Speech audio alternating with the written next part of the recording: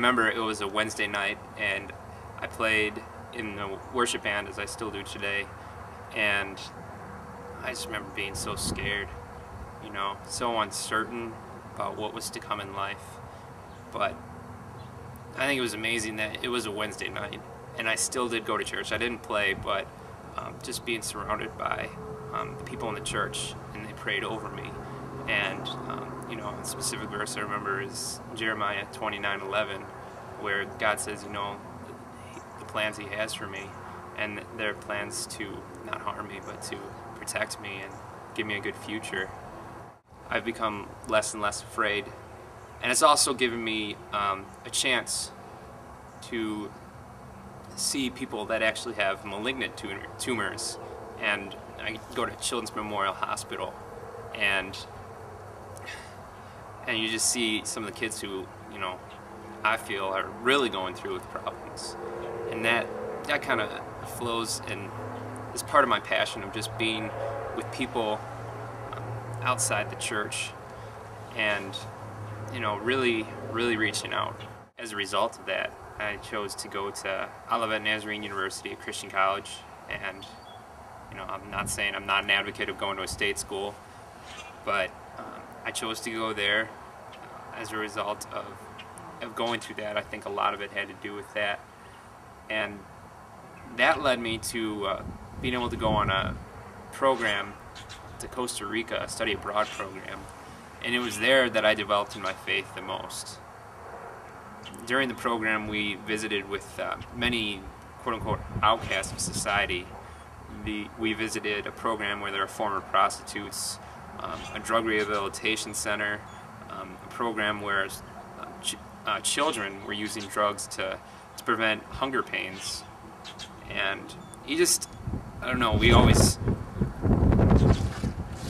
like hear about the poverty in the third world countries, but just to be there was really eye-opening.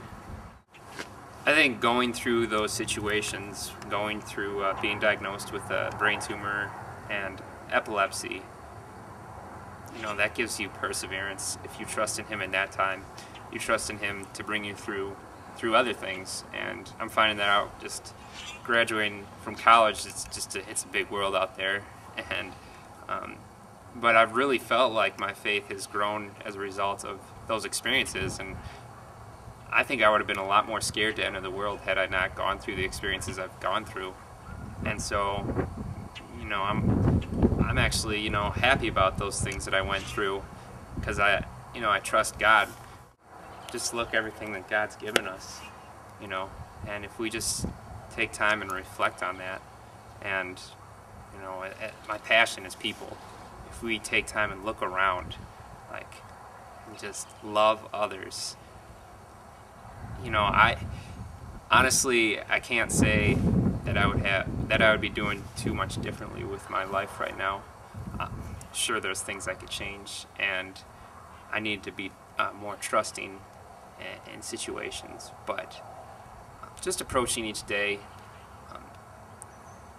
It doesn't have to be some grand thing. Like, I think there's a lot of times a perception that, like, if we had 1 month to live, it's got to be this, like, this grand thing. We got to do something so huge. But I think it's the little things, and waking up every morning, saying I'm not living for myself, you know, and it's kind of when you lose yourself, but you gain yourself through that. And that's another thing with faith. You just got to believe that, you know, put His kingdom first, and everything else will come.